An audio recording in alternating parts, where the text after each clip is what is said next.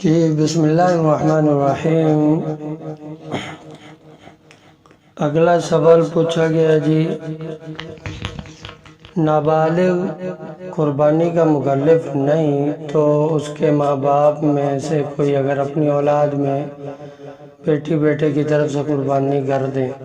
مکلف نہیں ہے شریعت کی طرف سے، ان پر فرض واجب نہیں ہے، ضروری نہیں ہے نابالغ اولاد کی طرف سے، لیکن اگر ماں باپ بطور محبت شفقت اپنی نابالغ اولاد کی طرف سے قربانی کر بھی دیں تو حرج کوئی نہیں، وہ نفل قربانی ہو جائے گی، تو نفل قربانی کرنے میں حرج نہیں ہے بلکہ مستحب ہے۔ اگلا سوال یہ ہے، قربانی کا حکم لاگو ہونے کی جو شرائط ہیں ان کا اعتبار قربانی کے دنوں میں یعنی 10 ذی الحجہ کی صبح صادق سے لے کر 12 ذی الحجہ کی شام کو سورج غروب ہونے تک ہے۔ سمجھ میں آگئی بات جی؟ اگلی جو سوال ہے، اگر 12 ذی الحجہ کی شام غروب ہونے سے کچھ دیر پہلے کوئی بندہ کافر مسلمان ہو گیا یا مسافر مقیم ہو گیا تو اس کے لیے یاد رکھیں، کوئی کافر غیر مسلم مسلمان ہو گیا اور وہ نصاب کا مالک تھا 12 ذی الحجہ کی سورج غروب ہونے سے پہلے، مطلب ان 3 دن جو قربانی کے ہیں ان دنوں میں اگر کوئی کافر مسلمان ہوتا ہے اور وہ مالدار تھا تو اس پر قربانی اس پر بھی واجب ہے۔ اسی طرح کوئی سفر پہ گیا ہوا تھا تو ان 3 دنوں میں واپس آ گیا، اس پر بھی قربانی واجب ہے۔ اور کوئی نابالغ بچہ بالغ ہو جائے اور اس کے پاس مال تھا، یعنی بچپن ہی میں اس کے ماں باپ نے یا عزیز و اقربا نے کوئی بھی رشتہ دار اس کو اس کے نام کر دیتا ہے پراپرٹی جائیداد وغیرہ، لیکن قربانی اللہ کروڑوں کا مالک بھی ہونا نابالغ بچہ شریعت کی طرف سے اس کے اوپر ضروری نہیں ہے، لیکن وہ ان 3 دنوں میں جب وہ بالغ ہو گیا، ابھی وقت 12 ذی الحجہ کا باقی ہے تو اس پر قربانی واجب ہے۔ اور قربانی یاد رکھیں، جن جن حضرات پر واجب ہوتی ہے نصاب کے مالک ہوتے ہیں تو وہ اگر کسی غفلت کی وجہ سے یا کسی کام میں مصروفیت کی وجہ سے وہ ان 3 دنوں میں قربانی نہیں کر پاتے یا ٹائم اتنا رہ گیا کہ قربانی ہو نہیں سکتی، تو یعنی کہ جانور خریدنا اور پھر کرنا اس کی ذبح کرنا تو یہ ممکن نہیں ہے، تو پھر ایک درمیانی درجے کی بھیڑ یا بکری یا ایک کی قیمت ان میں سے کسی ایک کی قیمت صدقہ کرنی ہوگی۔ اگلی بات پوچھی کہ مسافر آدمی اگر قربانی کر لے تو حرج کیا؟ جی کوئی حرج نہیں ہے۔ حناف امام اعظم ابو حنیفہ رحمہ اللہ کے نزدیک جو قربانی نفلی قربانی اگر مسافر آدمی کرے گا تو اس کی نفلی قربانی ہو جائے گی، اور یہ جناب نبی کریم صلی اللہ تعالی علیہ وسلم سے بھی یہ سفر کے اوقات میں یہ ثابت ہے۔ اچھا، حج کے دنوں میں حج والا بندہ وہ قربانی کیونکہ مسافر ہونے کی وجہ سے وہ مکلف نہیں ہے قربانی کا، لیکن حج کی وجہ سے تو وہ قربانی کر رہا ہے کرے گا، لیکن حج سے ہٹ کر وہ عید الاضحیٰ والی جو قربانی ہے جو ہر صاحب نصاب پر وہ واجب ہوتی ہے وہ والی حاجی پر وہ واجب نہیں ہے۔ اگلی بات بہت اچھی پوچھی گئی ہے کہ قربانی ایک بندے پہ واجب نہیں تھی، شرائط اس میں مکمل نہیں تھی، مطلب غریب تھا، لیکن پھر بھی اس نے پیسے جمع کر کے قربانی کر دی اور قربانی اس پہ نفلی ہو گئی ہے۔ قربانی ادا کرنے کے بعد اب یہ بندہ اگر صاحب نصاب ہو گیا 12 ذی الحج کی غروب سے پہلے، اللہ تعالیٰ نے وسعت رزق دے دیا، تو یہ بندہ اختلاف سے بچنے کے لیے بہتر یہ ہے کہ وہ دوبارہ قربانی کر لے تو اچھا ہے۔ اگلی بات پوچھی گئی ہے جی جب قربانی کا جانور ذبح کر دیا جائے یا کرنے لگے ہیں تو سارے جن جن کا حصہ ہوتا ہے وہ وہاں پہ حاضر ہوتے ہیں۔ ہاں، حاضر ہونا بہت اچھی بات ہے، یا اپنی طرف سے کوئی بھی وکیل بھی کر سکتا ہے، یار میری طرف سے وہاں پہ آپ حاضر ہو جانا، یا میری طرف سے قربانی کر دینا، میری طرف سے اجازت ہے۔ تو عورتوں ہیں جن جن کا عورتوں کا حصہ ہو وہاں پر، تو کیا وہ بھی وہاں پہ حاضری دیں؟ ضروری ہے۔ یاد رکھیں جب سارے وہاں پہ محرم ہوں، بھائی ہوں،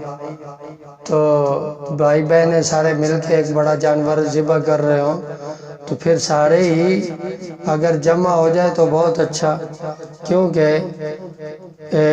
جس عورت میں بھی قربانی کی شرائط مکمل پائی جائیں تو اس کو حاضر ہونا چاہیے،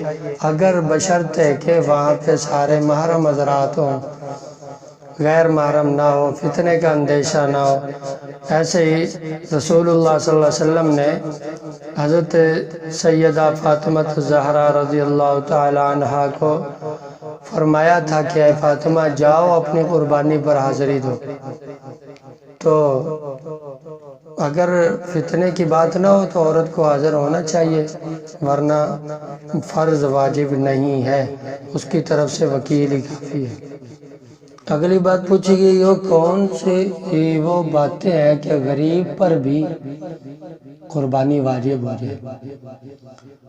جس کے صاحب نصاب بھی نہ ہو، شرائط بھی نہ کچھ پائی جائیں؟ تو یاد رکھیں غریب پر بھی دو طریقوں سے قربانی واجب ہو جاتی ہے۔ ایک یہ کہ قربانی کی منت مان لی ہو نا کسی غریب نے، اب قربانی کے دنوں میں اس پر قربانی کرنا واجب ہے۔ یا غریب آدمی نے قربانی کی نیت سے جانور خرید لیا کہ میں نے یہ والا اشارہ کر کے یہ جانور میں نے قربانی میں ذبح کرنا ہے، خرید کر اس کو قربانی کے لیے وقف کر دیا، اب بھی اس پر قربانی واجب ہو گئی۔ ایک اور بات ہے کہ پوچھی گئی کہ جیسے زکوٰۃ، عشر اور ایسی چیزوں پر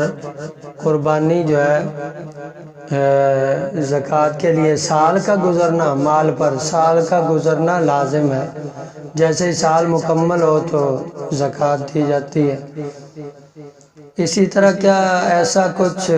قربانی میں بھی ہے؟ یاد رکھیں پہلے میں عرض کر چکا ہوں کہ قربانی کے شرائط میں سے یہ واجب نہیں ہے، یہ ضروری نہیں ہے کہ اس کے مال پر سال گزرے، بلکہ جیسے ہی مال آیا، بلکہ ان تینوں دنوں میں کوئی کسی دن میں مال آ گیا، 9، 10، 11، 12 ذی الحجہ میں، 10، 12 اور 11 ان 3 دنوں میں، 10، 11، 12 یہ ان 3 دنوں میں اگر مال آ گیا تو سال گزرا ہو یا نہ گزرا ہو اس پہ قربانی واجب ہے۔ اللہ سمجھ نصیب فرمائے جی۔ ایک اور بات سماعت فرما لیں، اگر کوئی عاقل بالغ مسلمان قربانی کے نظر مان لے،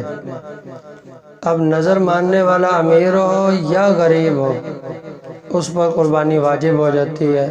اور قربانی کی نظر یا منت ماننے کی 2 قسمیں ہیں جی، ایک غیر مشروط منت اور ایک مشروط منت۔ کوئی یہ الفاظ کہہ دے کہ اے اللہ مجھ پر قربانی لازم یا واجب ہے، یا اللہ مجھ پہ قربانی لازم ہے، مطلب اپنے کام کی طرف نسبت کرتے قربانی یہ کام ہو گیا نا تو میرے اوپر قربانی جناب واجب ہو، اب وہ کام ہونے پر اس کے اوپر قربانی واجب ہو جاتی ہے، یہ ہے مشروط منت۔ اسی طرح منت ماننے سے قربانی واجب ہو جاتی ہے۔ کوئی یہ الفاظ کیا ہے کہ اگر میرا فلاں کام ہو گیا تو مجھ پر قربانی ہے، نظر و منت کے مطابق قربانی کرنا ضروری ہو جائے گا۔ ایک بڑی اہم اور بات ہے، اگر کسی بندے نے کچھ تو کہتے ہیں جی قربانی میرے اوپر واجب ہوگی نظر یا منت مانتے ہوئے، تو کچھ یوں بھی وہ جذبات میں آ کر وہ کر لیتے ہیں، منت مان لیتے ہیں کہ ایک سے زیادہ قربانیوں کی نظر و منت مان لیتے ہیں، تو جتنی قربانیوں کی منت مانی جائے گی، نظر مانی جائے گی، اتنی قربانیاں اس پر کرنی واجب ہو جائیں گی۔